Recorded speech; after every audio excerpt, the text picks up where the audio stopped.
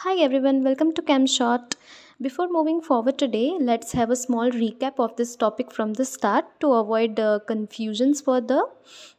Okay, we started this topic with site selection principles, in which we studied some rules which help us to determine hybridization and different kind of orbitals used in them. उसमें हम लोग third rule पढ़ रहे थे, which says that if we ever end up in a situation where we have to choose between two geometries, then that choice has to be made on basis of stability. तो stability compare करने के लिए पहले वो geometry पढ़नी ज़रूरी है. जो पहला एग्जाम्पल हमने लिया था हाइब्रिडाइजेशन में, वो था sp3d. Now rule number 2 says that अगर हमारे हाइब्रिडाइजेशन में p ऑर्बिटल है तो हमें d ऑर्बिटल ऐसी पसंद करनी चाहिए जो एक्सियल लोब रखती हो. ठीक है, ऐसा क्यों? Because we know that p orbital के सारे लोब्स एक्सियल होते हैं, और अगर d ऑर्बिटल के लोब्स भी एक्सियल होंगे तो ओवरलैपिंग बेटर होगी, अनबॉन्डिंग स्ट्रॉन्ग होगी. ओके, बट प्रॉब्लम इज कि d ऑर्बिटल में dz² भी एक्सियल होती है और dx²y² भी एक्सियल होती है. तो कौन सी पसंद करेंगे? एंड कन्फ्यूजन बड़ा इसलिए है क्योंकि अलग अलग ज्योमेट्री मिलती है. dz² यूज़ करने पे हमें ट्राइगोनल बाइपिरामिडल ज्योमेट्री मिलेगी, जबकि dx²y² यूज़ करने पे हमें स्क्वायर पिरामिडल ज्योमेट्री मिलेगी. तो we were studying TBP up till now. अब वो ख़त्म करके हम लोग स्क्वायर पिरामिडल आज पढ़ेंगे एंड फिर स्टेबिलिटी चेक करेंगे, और उसके बाद हम लोग मोस्ट इंपॉर्टेंट टॉपिक पढ़ेंगे, that is BPR, Berry pseudo rotation. So let's complete this first. Okay, square pyramidal geometry में पहले तो आपको पता है SP एंड dx²y² ऑर्बिटल्स होती है.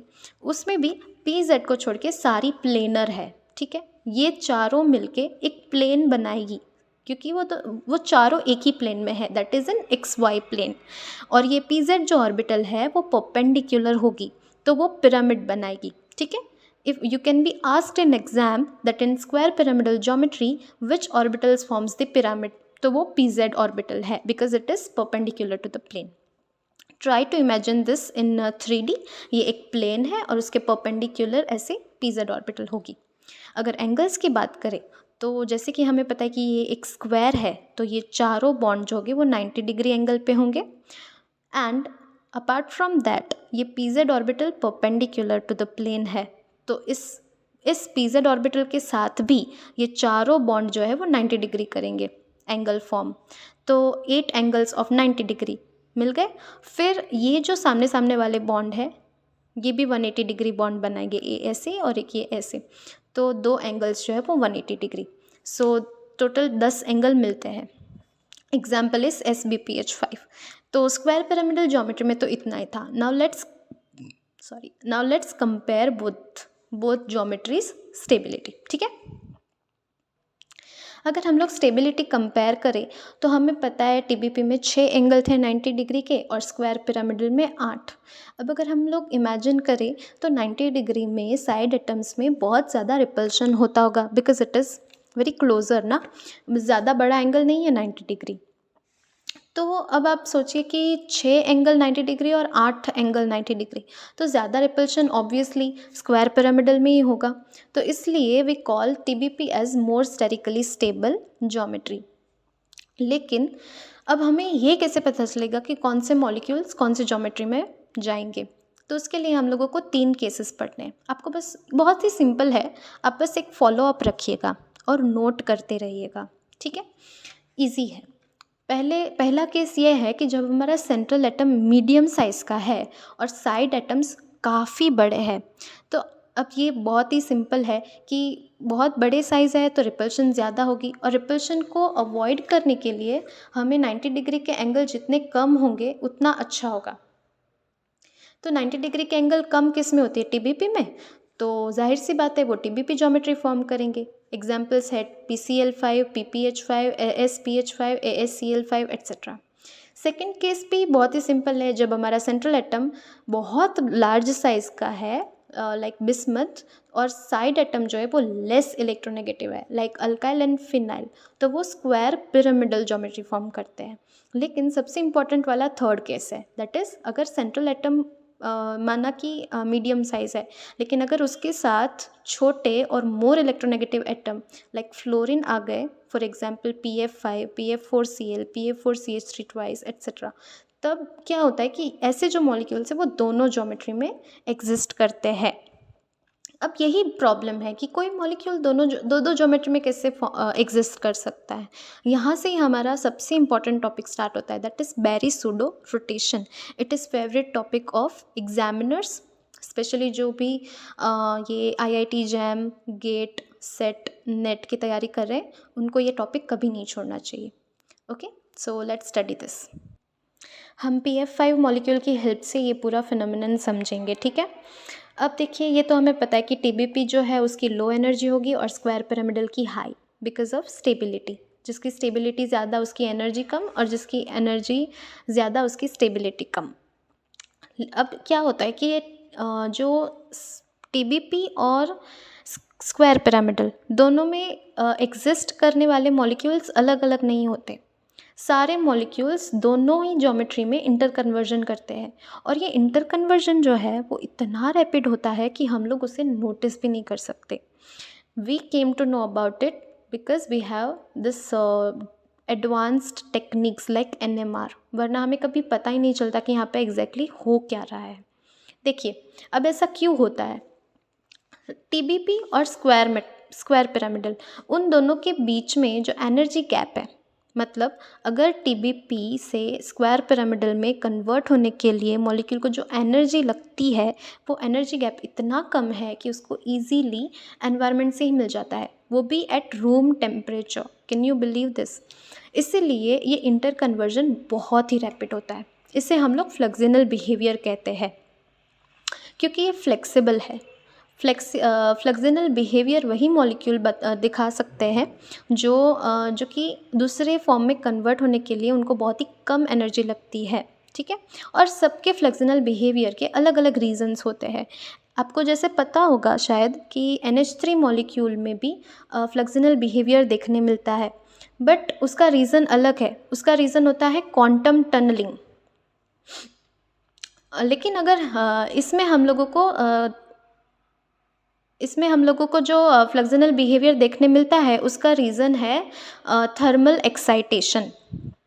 ओके, थर्मल एक्साइटेशन इसीलिए क्योंकि बाहर से जो एनर्जी मिल रही है इसे एनवायरनमेंट से, उसे यूज़ करके ये फ्लेक्सिनल बिहेवियर शो करता है। इसलिए यहाँ पे जो कॉज है वो थर्मल एक्साइटेशन है, जबकि NH3 में इट वाज क्वांटम टनलिंग। सो ये याद रखिए कि बहुत सारे मॉलिक्यूल्स फ्लेक्सिनल बिहेवियर शो करते हैं, बट सबका अपना अलग अलग रीज़न होता है। यहाँ पे जो एनर्जी है वो एनवायरनमेंट से वो हीट एनर्जी लेके ये कन्वर्जन कर रहा है, तो यहाँ पे जो कॉज होगा वो है थर्मल एक्साइटेशन। इसे हम लोग स्टीरियोकेमिकली नॉन रिजिड मॉलिक्यूल्स भी बोलते हैं। क्यों? क्योंकि इसकी जो स्टीरियोकेमिस्ट्री मतलब क्या, ओरिएंटेशन, और इसकी जो ओरिएंटेशन है वो स्थगित नहीं, स्थिर नहीं है। It is constantly changing, it is not rigid. That's why we call them stereochemically non rigid molecule. इस पूरे टॉपिक को हम लोग बेरी-सूडो रोटेशन क्यों बोलते हैं, वो मैं आपको पहले ये फिनोमिनन समझाऊंगी, फिर मैं बताऊंगी, ठीक है। तो पहले आप ध्यान दीजिए यहाँ पे कि अब यहाँ पे मैंने पेज पे ड्रॉ किया है, लेकिन आपको 3D में इमेजिन करना पड़ेगा। जब मैंने आपको TBP समझाया था तब मैंने आपको इसको 3D में इमेजिन करना सिखाया था। आपको बिल्कुल वैसे ही इमेजिन करके चलना है कि ये इक्वेटोरियल प्लेन है, ओके। उसमें ये 3 फ्लोरीन है और उसके परपेंडिकुलर ये दोनों फ्लोरीन प्रेजेंट है, और इसमें मैंने नंबरिंग इसलिए दी है ताकि हमें समझने में आसानी हो। तो ये TBP1 मैंने कह दिया, ओके। देखिए यहाँ पे तो जब इसको इनफ सफिशिएंट एनर्जी मिल जाएगी रूम टेम्परेचर पे, तो क्या होगा कि एक्सियल जो फ्लोरीन है वो इक्वेटोरियल फ्लोरीन के साथ एक्सचेंज होने की कोशिश करेंगे। तो जब वो एक्सचेंज हो जाएंगे तो वो कुछ ऐसे दिखेंगे। देखिए, F1 जो है वो F2 की जगह पे है, F2 जो है वो F1 की जगह पे है, F4 जो है वो F3 के जगह पे है, एंड F3 जो है वो F4 के जगह पे है। तो बेसिकली यहाँ पे क्या हुआ है कि जो एक्सियल फ्लोरीन थे वो इक्वेटोरियल फ्लोरीन बन गए हैं और इक्वेटोरियल फ्लोरीन जो थे वो एक्सियल फ्लोरीन बन गए। अब ये बात आप खास याद रखिए कि यहाँ पे मैंने एरो ऐसे साइड में बनाए हैं, साइड बाय साइड, बट ये बाजू बाजू में नहीं होंगे, they are in different planes. Okay, I hope you understand and you are able to imagining it. इसे हम लोग एक्सियल इक्वेटोरियल एक्सचेंज भी कहते हैं, बिकॉज ये एक्सियल पोजीशन और इक्वेटोरियल पोजीशन एक्सचेंज हो गई है। लेकिन ये TBP1 से TBP2 ऐसे ही नहीं बनता, बीच में एक इंटरमीडिएट बन रहा है। ये इंटरमीडिएट जो है ना वो एक कुछ नहीं है बट एक पॉइंट ऐसा है जहाँ पे ये फॉस्फोरस फ्लोर और चारों फ्लोरीन एक प्लेन में आ गए। ठीक है, यहाँ पे मैं 3D में ठीक से बता नहीं पाई हूँ, but please try to imagine that ये फॉस्फोरस और चारों फ्लोरीन जब एक प्लेन में आ गए और जो 5th नंबर का फ्लोरीन है वो ऐसे परपेंडिकुलर टू प्लेन होगा ऐसे, तो इसे हम लोग स्क्वायर पिरामिडल ज्योमेट्री बोलते हैं। ओके, ये एक्सचेंज जब हो रहा होगा यहाँ से यहाँ और यहाँ से यहाँ, तो इन उसके बीच में एक ऐसा पॉइंट आता है जहाँ पे स्क्वायर पिरामिडल ज्योमेट्री फॉर्म होती है। बस इसीलिए हम कहते हैं कि ऐसे जो मॉलिक्यूल्स हैं वो दोनों ज्योमेट्री में एग्जिस्ट करते हैं, they can show both the geometries. और ये इतना फास्ट होता है कि we can not differentiate among them. हमने पता है देखा था कि एक्सियल और इक्वेटोरियल बॉन्ड लेंथ अलग होगी TBP में, लेकिन इस कन्वर्जन की वजह से हम लोग इस बॉन्ड लेंथ में डिफ्रेंशिएट नहीं कर पाते। जब हम लोग 19F NMR में इसको स्टडी करते हैं तो सारी बॉन्ड लेंथ सेम आती है। चलो हम इसके 19F NMR पे थोड़ी लाइट डालते हैं। ओके, ये ऐसा उसका कुछ 19F NMR दिखता है रूम टेम्परेचर पे। Only one peak which indicates that all the bond lengths are same, only one kind of bond length. ऐसा क्यों हुआ ये भी आपको अब तक समझ में आ जाना चाहिए कि ये इंटर कन्वर्जन जो हो रहा है वो इतना रैपिड है कि NMR machine different kind of bond length जो है वो डिफ्रेंशिएट नहीं कर पाता, इसे सिर्फ एक ही तरह की बॉन्ड लेंथ दिखती है। तो एक्सियल और इक्वेटोरियल दोनों अलग अलग जैसे कोई कंसेप्ट नहीं रहते और सारी बॉन्ड लेंथ जो है वो एक जैसे हो जाती है। अब सबसे बड़ा क्वेश्चन ये है कि क्या हम इस फ्लेक्सिनल बिहेवियर को बंद कर सकते हैं? Can it be stopped? Answer is yes, there are 2 methods. पहला तो लोअरिंग द टेम्परेचर। देखिए, ये मैंने रूम टेम्परेचर का 19F NMR यहाँ पे प्लॉट किया है which shows only one peak, but if we lower the temperature up to -82 degrees Celsius, then we can see 2 peaks.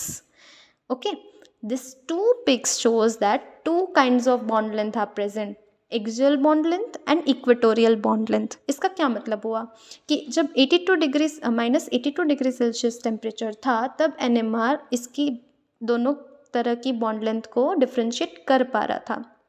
इसका मतलब कोई फ्लेक्सिनल बिहेवियर तब एग्जिस्ट नहीं कर रहा था।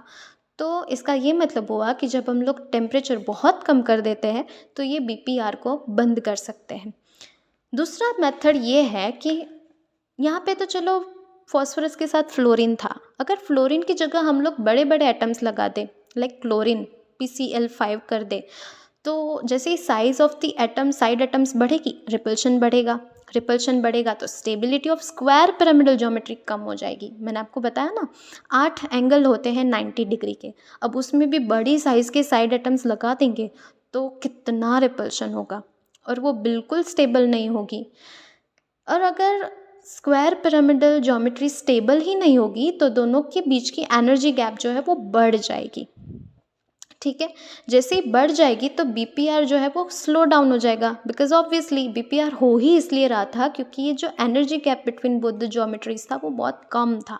अब वो गैप ही बढ़ गया तो BPR बंद हो जाएगा। चलो इसे डिटेल में पढ़ते हैं। देखिए यहाँ पे क्लियरली हम देख सकते हैं ये PF5 का एनर्जी गैप है TBP और स्क्वायर पिरामिडल ज्योमेट्री के बीच, और ये PCl5 के बीच का गैप है। हम इसे इजीली डिफ्रेंशिएट कर सकते हैं कि दोनों में कितना डिफरेंस है। अब इस गैप को कवर करने के लिए PF5 को बेशक एनर्जी मिल जाती होगी रूम टेम्परेचर पे, बट इस गैप को क्लियर करने के लिए सफिशिएंट एनर्जी PCl5 को एनवायरनमेंट से नहीं मिल सकती। ओके, समझो कि ये PF5 जो था उसमें से मैंने एक फ्लोरीन निकाल दिया और उसको Cl से रिप्लेस कर दिया, PF4Cl, तो थोड़ा स्लो हो जाएगा BPR। अब समझो कि मैंने दूसरी फ्लोरीन निकाल दी और उधर मैंने दूसरी क्लोरीन लगा दी, दैट इज PF3Cl2, तो BPR इतना स्लो हो जाएगा, बहुत ही स्लो हो जाएगा। लेकिन अगर मैं उससे ज़्यादा फ्लोरीन हटा के क्लोरीन से रिप्लेस करूँगी तो BPR होगा ही नहीं, it will be totally stopped. तो PF2Cl3, PFCl4 एंड PCl5, इसमें BPR देखने ही नहीं मिलता। तो आई होप कि आपको ये क्लियर हुआ है। ओके हम लोग ने यहाँ पे कुछ नहीं, बस ये किया कि इन दोनों के जो दोनों ज्योमेट्री के बीच में एनर्जी गैप बढ़ा दिया। कैसे बढ़ाया? जो स्क्वायर पिरामिडल ज्योमेट्री थी उसकी स्टेबिलिटी को कम करके। कैसे कम किया? हमने साइड एटम्स की साइज बढ़ा दी। तो chlorine is very bigger in size, तो उसकी वजह से रिपल्शन बढ़ा तो स्टेबिलिटी कम हुई। किसकी कम हुई? स्क्वायर पिरामिडल की। तो जैसे ही एनर्जी स्टेबिलिटी कम होती है, we know that energy increases, तो इसलिए ये गैप जो है वो बढ़ जाता है। ओके स्टिल अगर आपको यहाँ तक में कहीं पे भी कोई भी डाउट है, you can always ask me any time. Okay ना, अगर हम लोग ने ये क्वेश्चन पूछा कि ये बंद किया जा सकता है क्या, तो ये भी तो क्वेश्चन पूछ सकते हैं ना कि कैन इट बी इंड्यूस्ड, क्या हम ये चालू कर सकते हैं? जो मॉलिक्यूल्स रूम टेम्परेचर पे BPR शो नहीं करते, क्या उसमें हम कभी भी फ्लक्सिनल बिहेवियर देख सकते हैं? तो आंसर इज यस। अब किसी भी पहले तो हमें उसके लिए 2 टर्मिनोलॉजीज पढ़नी पड़ेगी। पहली टर्मिनोलॉजी है FT एंड दूसरी है TDT। ठीक है, मैं बताती हूँ इसके बारे में। कंडीशन ये है, किसी भी मॉलिक्यूल में फ्लक्सिनल बिहेवियर इंड्यूस करने की एक ही कंडीशन है कि जो FT है वो TDT से कम होना चाहिए। आपको बस ये याद रखना है कि FT जो है वो TDT से कम होना चाहिए। फॉर एग्जाम्पल PCl5 में FT TDT से ज़्यादा है तो वो कभी BPR शो नहीं करेगा। पर ये कॉपर का पानी के साथ का जो कॉम्प्लेक्स है उसमें FT जो है वो TDT से कम है, तो उसमें BPR शो करता है। ठीक है, अब मैं आपको थोड़ा डिटेल में एक्सप्लेन करती हूँ। फ्लक्सिनल बिहेवियर इंड्यूस करने का क्या मतलब है? देखिए, कोई मॉलिक्यूल अगर फ्लक्सिनल बिहेवियर नहीं दिखा रहा तो इसका ये मतलब है कि उसके दोनों ज्योमेट्री के बीच में जो इंटर कन्वर्जन एनर्जी गैप है वो बहुत ज़्यादा है, तो इसके लिए सफिशिएंट एनर्जी उसे नहीं मिल रही। तो हम एक्सटर्नली प्रोवाइड कर सकते हैं बाय हीटिंग। अगर हम उसे हीट करेंगे तो उसको एनर्जी मिलेगी और उससे वो ये एनर्जी गैप क्लियर कर सकता है। ठीक है, तो हमने यहाँ पे मैंने इसीलिए यहाँ पे लिखा है कि ये जो कॉम्प्लेक्स है उसको अगर हम लोग हीट करेंगे तो उसमें फ्लक्सिनल बिहेवियर दिखता है, बट ये कंडीशन फॉलो होनी चाहिए बस। तो अब मैं आपको ये टर्मिनोलॉजी समझाती हूँ। First of all, FT means fluxional temperature and TDT means thermal decomposition temperature. Fluxional temperature मतलब ये टेम्परेचर पे जब कोई मॉलिक्यूल पहुंचेगा तो वो फ्लक्सिनल बिहेवियर दिखाना स्टार्ट करता है। और दिस थर्मल डिकम्पोजिशन टेम्परेचर मतलब इस टेम्परेचर पे मॉलिक्यूल डिस्ट्रॉय हो जाता है। So to decrease delta E, that is energy gap between two geometries, we can provide energy externally if it doesn't get sufficiently from environment, okay, by heating। अगर हम उसको heat करेंगे तो हम उसको enough energy दे सकते हैं। but if molecule has TDT, that is thermal decomposition temperature, lower than FT, that is fluxional temperature, then molecule will reach at TDT first। obviously अगर किसी मॉलिक्यूल का TDT है वो 50 डिग्री पे है और फ्लक्सिनल टेम्परेचर जो है वो 70 डिग्री पे है और इसको हम लोग हीट करना चालू करेंगे, ठीक है, तो वो पहले 50 डिग्री पे पहुंच जाएगा। ठीक है, तो 50 डिग्री पे पहुंच के ही मॉलिक्यूल तो डिस्ट्रॉय हो जाएगा, तो 70 डिग्री पे तो वो कभी पहुंचेगा ही नहीं, तो उसमें हम लोग कभी फ्लक्सिनल बिहेवियर देख ही नहीं सकते। जब वो मॉलिक्यूल डिस्ट्रॉय हो जाएगा तो फिर उसमें फ्लक्सिनिटी लाने की तो सवाल ही पैदा नहीं होता। तो इसीलिए कंडीशन ये है कि हमेशा TDT जो है वो फ्लक्सिनल टेम्परेचर से हायर होना चाहिए। अगर ये 70 डिग्री है तो TDT फिर 80, 90, 100 ऐसे कुछ होना चाहिए था। जैसे कि फॉर एग्जांपल PCl5, इसका जो फ्लक्सिनल बिहेवियर है वो जिस टेम्परेचर पे दिखाता है, दैट इज़ इसका जो FT है वो बहुत ही दूर है, उसके पहले ही इसका TDT आ जाता है। तो इसीलिए हम इसको जैसे ही हीट करना चालू करेंगे वो तुरंत ही डिस्ट्रॉय हो जाता है, अपने FT तक वो पहुंच ही नहीं पाता। और मैंने जो आपको कॉपर कॉम्प्लेक्स का एग्जाम्पल दिया उसमें ये कंडीशन फॉलो होती है। उसका फ्लक्सिनल जो टेम्परेचर है वो TDT से लोअर है, तो वो पहले FT पे पहुंचेगा, इसलिए उसमें हम लोग फ्लक्सिनल बिहेवियर इंड्यूस कर सकते हैं। So I am done with sp3d hybridization and now we will start with sp3d2 hybridization. लेकिन इसमें आपको यहाँ तक में कहीं पे भी कोई भी डाउट हो, please feel free to ask. I'm always here to help if you have any doubt in my content. Thank you very much.